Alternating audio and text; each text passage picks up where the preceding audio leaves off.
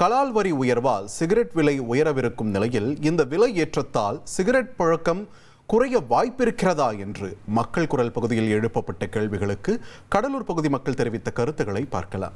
புழக்கத்தை குறைக்காது. பார்த்தீங்கன்னா அந்த புதுசாக வர ஜெனரேஷன்னா ரேட்டு அதிகமாகுதுன்னு வாங்குறத வேணால் கம்மி பண்ணணும்.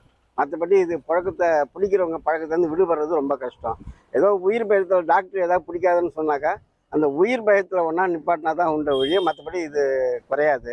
அந்த அளவுக்கு இப்படி தான் இருக்கும். புழக்கத்தை தான் சார் அதிகரிக்கும் சார். இதனால என்னன்னா நாங்கள் தான் லாஸ் ஆகும்.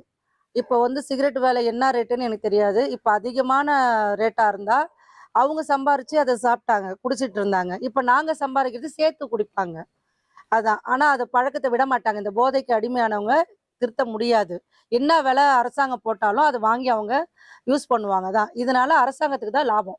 புகைக்கிறது எந்த வகையிலும் குறைக்கலாம். ஏன்னா அதுக்கு மாற்று இப்போ நிறைய போச்சு. இதனால இப்போ பசங்க வேற வழிக்கு தான் போவாங்களே தவிர இப்போ எளிமையாக கிடைக்க நாடி பசங்க போறாங்க. இதுக்கு கண்டிப்பு தான் வேணுமே தவிர விலையை ஏற்றி ஒன்றும் பண்ண போறது இல்லை.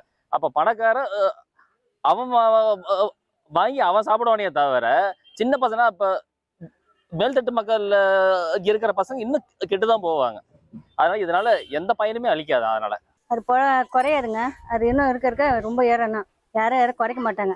நீங்கள் எதில் செலவு பண்ணுறீங்க, எதில் செலவு பண்ணுவாங்க. முக்கால்வாசி சிகரெட்டு, மதுபானம் எல்லாமே எல்லாரும் எல்லாம் எவ்வளோ ஏற்றினா சரி அதை ஏற்றினா போக குறைக்க மாட்டாங்க. பழக்கப்பட்டவங்க எவ்வளோ யாருனாலும் அதை குறைக்க வாய்ப்பு இல்லை. அவங்க பிடிச்சினே தான் இருப்பாங்க. அதனால் எந்த பயனும் இருக்காது. சிகரெட் விலை எவ்வளோ ஏறினாலும் அந்த பழக்கத்தில் மீண்டு வர மாட்டாங்க. சரக்கு விலை எவ்வளோ ஏறினாலும் நம்ம சாப்பிட்றவங்களா அதேமாதிரி தான். மக்கள் குரல் பகுதிக்காக கடலூர் மக்களின் கருத்துக்களை நாம் கேட்டோம்.